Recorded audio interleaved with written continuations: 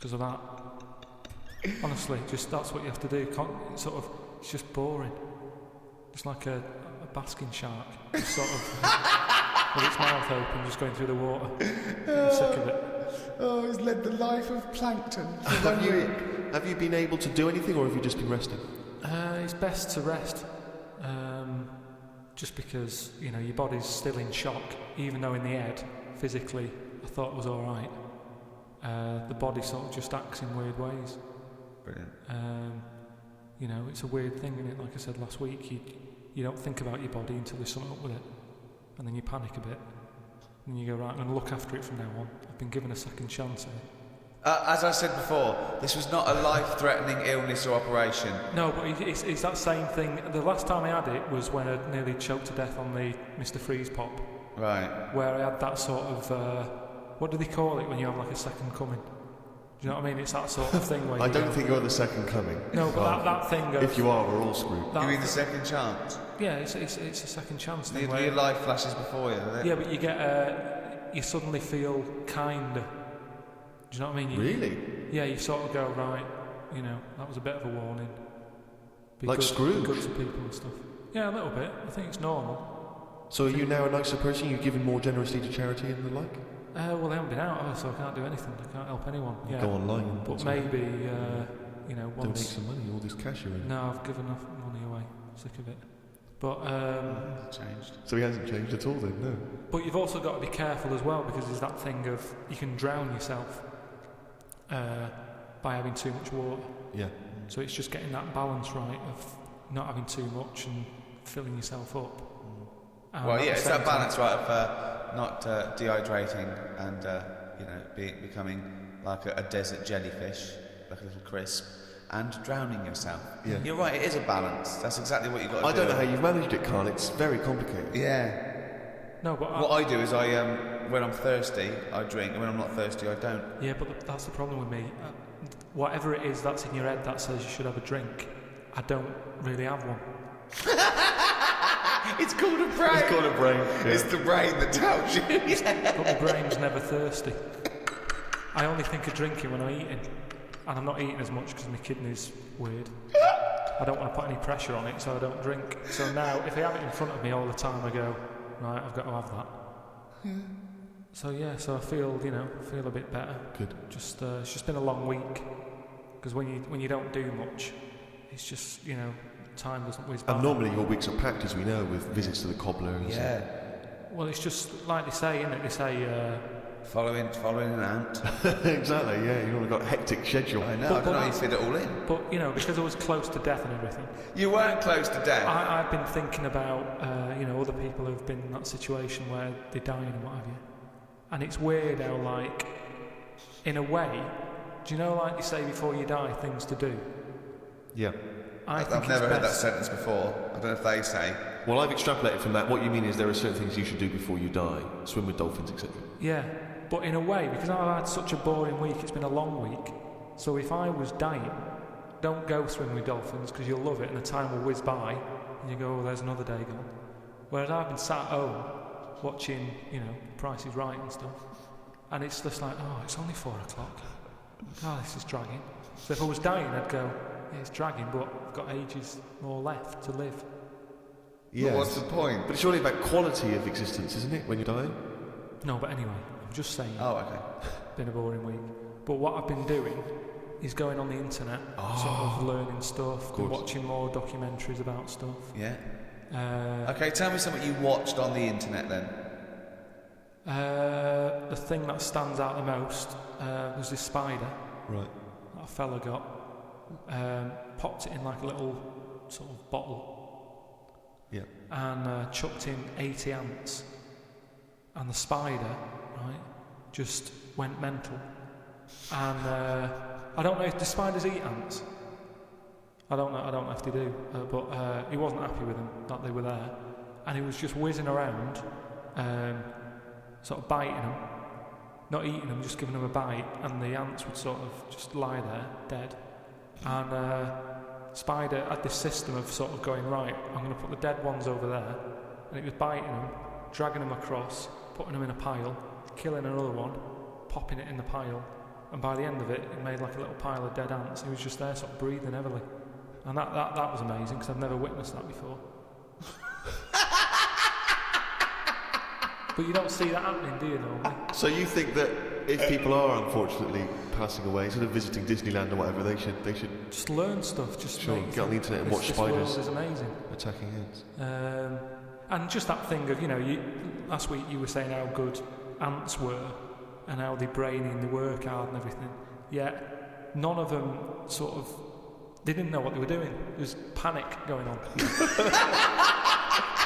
You watched them again, they were running backwards and forwards. And I remember seeing a programme about ants where they're meant to sort of work together as a team. And if they climb up a person's leg, that person stood on their house, say, and they're all like, oh. There's a signal and they all bite at the same time. They all bite at once. Now, if that had done that on that spider, they sort of all go on it, and when they're all in position, one of them sort of goes, no, and it bites, and then it would do some damage, but there was none of that. But you've seen things like the Towering Inferno, where even humans panic crazily and jump out of windows and things until Steve McQueen comes along and saves the day. So, yeah, but at the end of the day, when you're in a Towering Inferno, you were there relaxing on holiday. So, of course, you're going to be relaxed, and the shock of it's going to make you go, oh, I wasn't ready for that, I was sat here in my trunks. Whereas that ants should always be alert. Well, yeah. Any insect's life should always be... So for a human scooping up 80 of them, putting them in a bottle with a giant spider? Yeah, but I'm just saying that's what insects do. Their life, they never relax. That's what's weird with an insect. There's no downtime, is there? It's you wake up, you go and get the food, you build your house. That's what you do, so you're always alert. They shouldn't be sort of running around going, well, what do we do now? That should be in them. I love that you're annoyed at these poor ants that were bitten to death. But also, they say they're clever. I was looking at it. If I was an ant, I would have just crawled under the pile of dead ones. Just sit under there, wait for the spider to go. None of them were doing that. They were all staying on one side and the dead ones on the other. So I'm just saying that, you're always sticking up for insects, saying you know what they're doing. They don't. What do you mean? Where's this come from? When have I ever stuck up for insects? It's you just follow them, saying they're brilliant and that, and ladybirds are right-handed and Christ knows what. No, but, so I'd learnt that. Brilliant. You haven't learnt anything. There's nothing to learn from that. There's nothing you learned from that. Something about jellyfish, and what else was there? There was a programme on the telly about survival, and a fella who he looks after elephants, and he's in this little hang glider looking for an elephant that he's looking after. He has to keep a track on where it's going and all that. And one day he's saying, I haven't seen the elephant today, and the fella's like, look for it tomorrow. He's like, no, it's best if I go and look for it now, because it might go further away or something. He said, I wish you'd leave it till tomorrow. So straight away you're going, oh, this is trouble. So he's going out in his glider, sort of at night. He's looking for. I doubt it's a glider. Well, it's a glider with an engine. It's one of light aircraft then. Yeah. So he gets in that on his own. He's wandering about in the air, looking down. Like I say, it's loads of land. He's looking for one elephant. He's not having much luck. Anyway, I think he gets to a point when he goes, oh, no, look, I might as well go home. Goes to turn round. Something happens. The glider falls to the floor, crashes. Yeah, that crashes. He gets out. He's broke his legs, done his back in, hurt his hands. I mean, he's in a bad way. And he looks at the plane, and that's a wreck. Petrol's coming out of it. He's thinking that's not going to fly again. And he has to lie there, doesn't he, for like 48 hours or something. And in that time, everything's being chucked at him.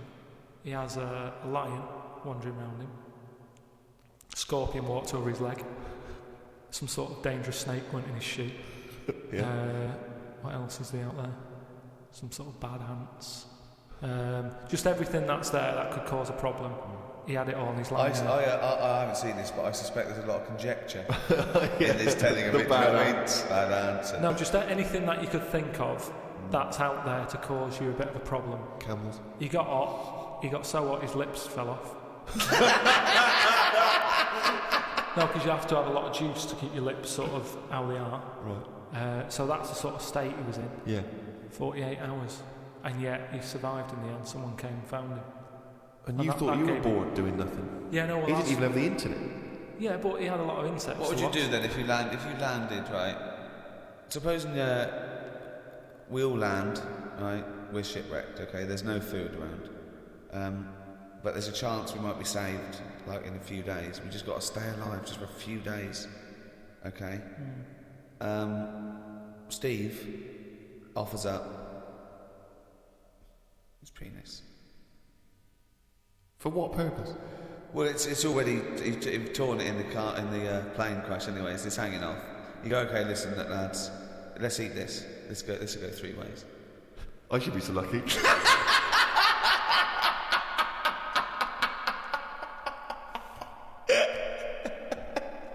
Okay, fine, yeah. I'll look for something else. Because we're surrounded by water. Why are we eating knob? There's loads of fish and everything. There's more fish in the sea than there is stuff on land. That's something else that I've read about how there's more sea life happening. There's loads more. What do you mean? Than what? Than stuff happening on land. Well, yeah, it's a bigger place, isn't it? Yeah, and there's more. They're all coming further in because it's getting so crowded. Everything's being pushed outwards.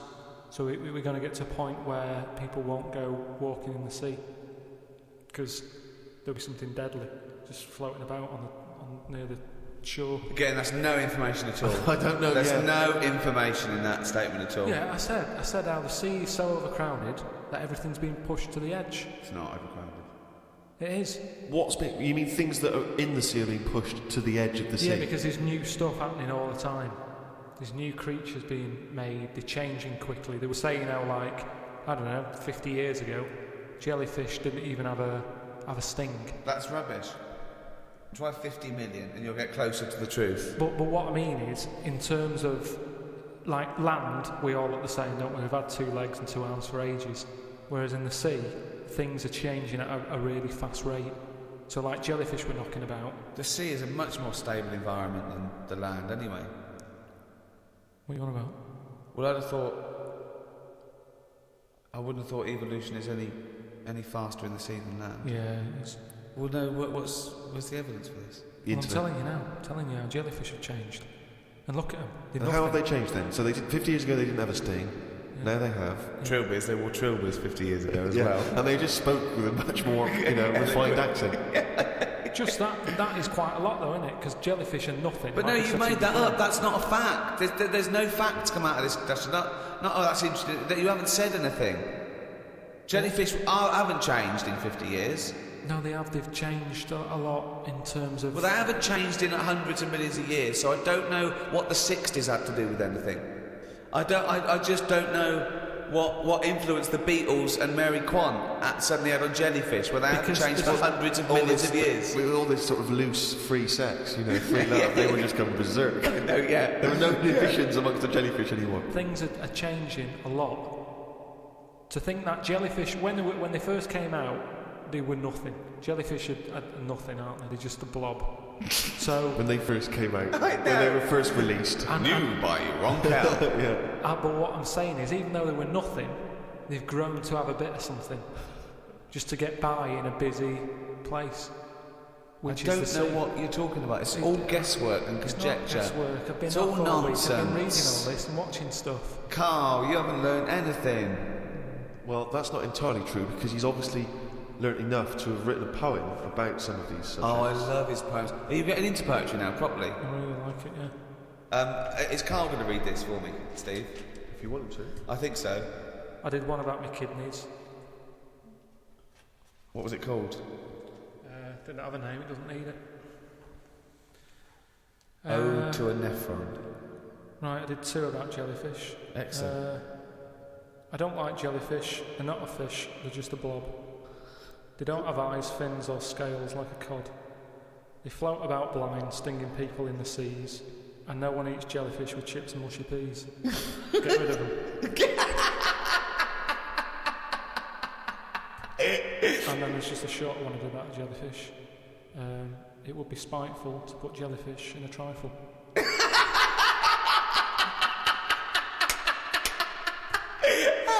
Yeah, it certainly would. That's great. That's really good. Because it's jelly. He's done us this, Steve. Yeah. That's a really good poem. It would be spiteful to put jellyfish in a trifle. A little half rhyme. Yeah. Do you want the one about my kidneys? Yeah. For God's sake, me belly ache. The doctor said it's me kidney. He said he's got to stick a tube up my knob. I said, you got to be kidding me. For God's sake, knob ache.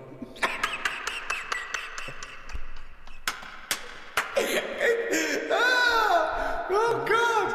I'm sort of mildly disappointed that they're quite good. Yeah. No poet's ever written about jellyfish and kidneys. It's great! Oh God, I think you might have the market sewn up there. It would be spiteful to put a jellyfish in a trifle.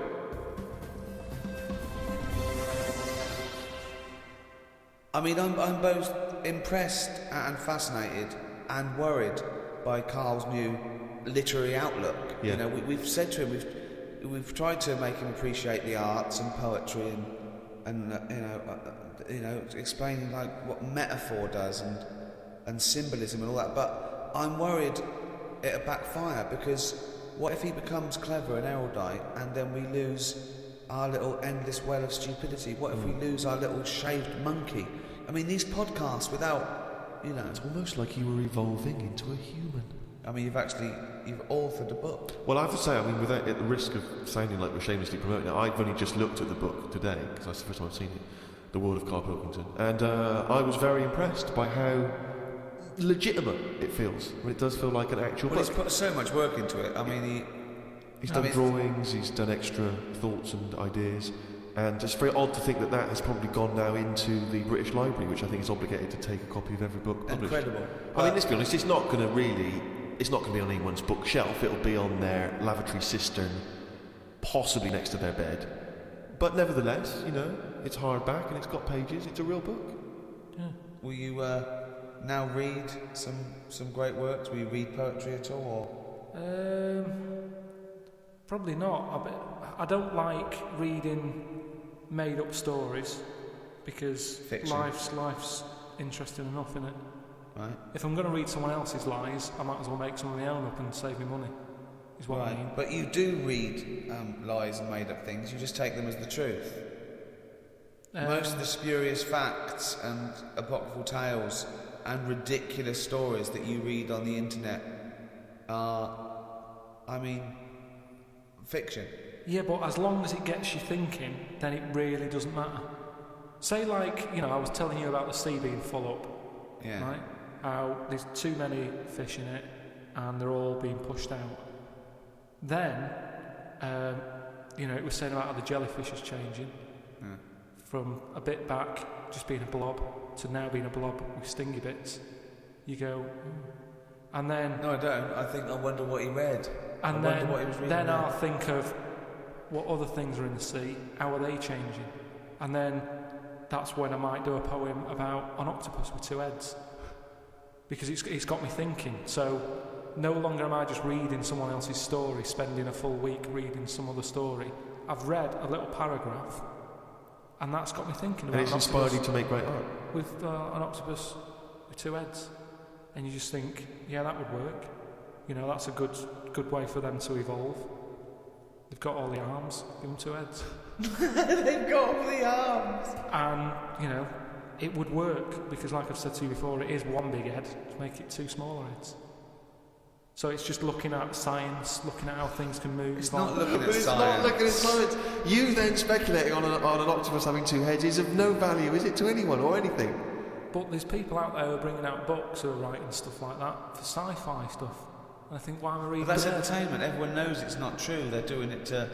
But they do more than just say, wouldn't it be great if there was an octopus with two heads? They then paint a world in which this octopus exists and presumably causes some kind of narrative interest. I can do that on my own though, without... So what's the story of the octopus with two heads? It's happier in the end. Everyone likes happy ending. He's got company. But that's not a story, Carl. What? Tell us the story. What, you made up a story about an octopus with two heads? No, I'm just saying... I've thought about how the sea's changing, Right, what else is in the sea? Octopus. Right, what's an octopus like? Well, it's just a big head with a load of arms. Right, how would I change that?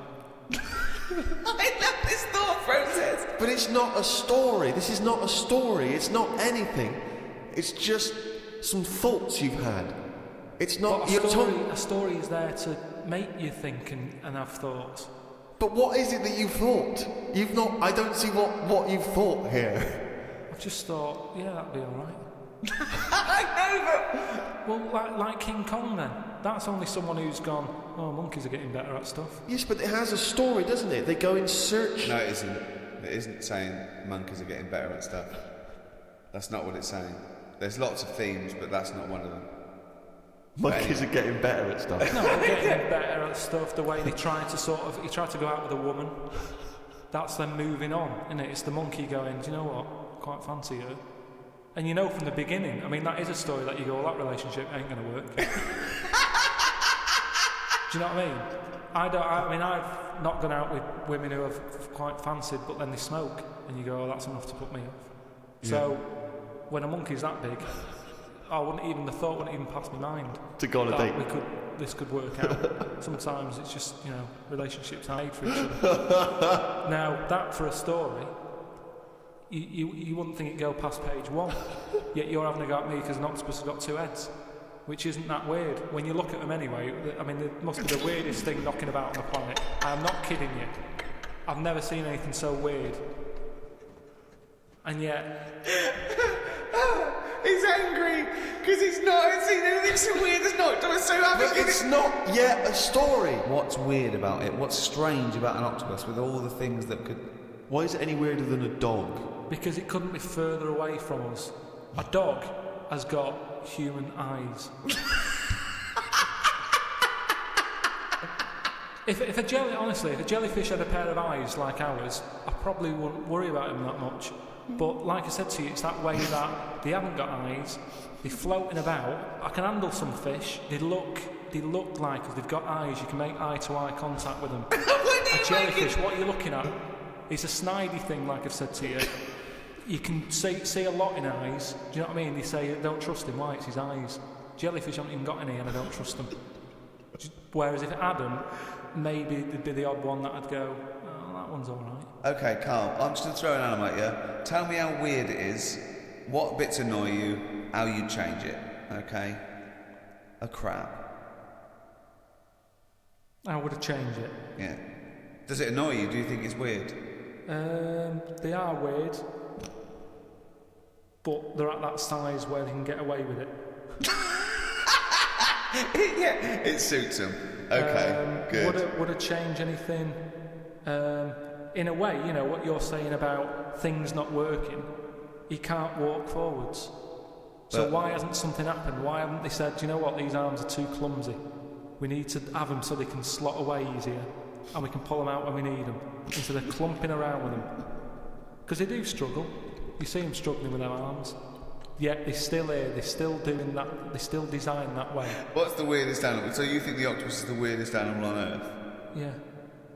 In terms of design and everything, and if you lined everything up, say if I'd come from another planet and everything was lined up in a row, and they said, right, we're going to give you a crash course in what's knocking about on this planet. Yeah. And you go, right, go on then.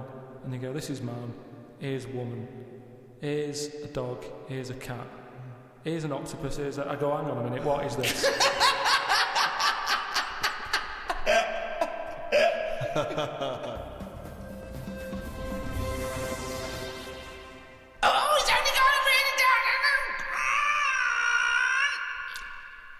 That jingle, of course, signifies another reading from Karl Pilkington's diary. There was an animal in the paper today that I've never before seen. It's called an alpaca. They are gormless looking. The fellow who breeds them said they are easy to look after because they're used to harsh conditions because they normally live in the mountains. The problem with this is they will turn useless eventually, and then if we try to bung it back on the Andes, they won't like it. It's like how people win these live like a star for a week competitions. They're not good for anyone. Okay. Do you know what I mean? If something's living somewhere... But he's not but why are we going to bung it back? Andes. He's presumably breeding them for something else. Yeah, but say if eventually, you know, the world's getting busy there's hardly any room, and we go, right, what can we shift here? What's getting in our way that we can shift? Well, those funny looking things came from the Andes, bung them back. All right, then let's put them back. And they go, oh, they don't like it. They're not surviving, they're dying out. Why did we bring them here? Oh, it was closer. Yeah, but look, we've died out now of the... Sorry, this is not happening yourself. This isn't happening. Don't get angry about it like it just happened and you're sick of it. None of this has happened yet. I'm just looking at how it will happen. Leave them where they were. But you're getting angry about things that you're speculating on now. It's absurd, Carl. Not once have I read here about your anger about terrorism or international, political injustice. Not once have you written about that. Only about the fact we may send animals back to the Andes. I know, but just because it just annoyed me, that's all. They brought them here, some fella's getting a load of praise because they brought this weird animal into the country. And yet, it's like, well, they were on the Andes for a reason. Leave them there. It was happier there. I feel guilty when I open a bag and a fly flies out of it and I think, where's that come from? What bag are you opening with flies? What bag? No, just when, the bag I took the computer home in, a fly flew out of it and I thought, when did that get in that bag? Whoever brought that from? And it's the same thing, it doesn't want to be somewhere else, it was where it was. And that's the same with this Polaco, whatever.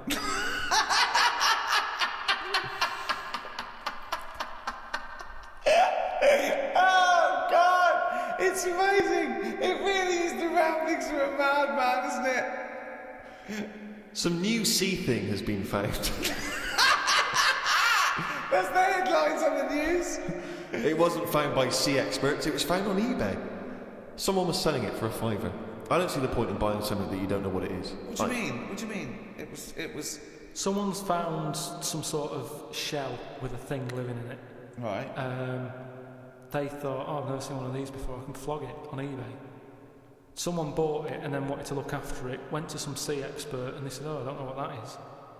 That's the story. It's just weird how stuff's being found on eBay. No, it wasn't found on eBay though, was it? Yeah, but that's where the specialist people sort of picked up on it. It's just weird that... all I was saying is I wouldn't want one. If you don't know how to... If it's a new creature, you don't know what makes it happy.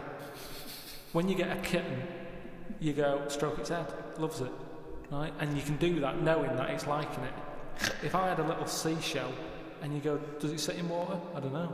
Do you know what I mean? You could end up doing more damage. So that's why I wouldn't want it. It's nice to have rules, isn't it? It's nice to know what you're doing with something.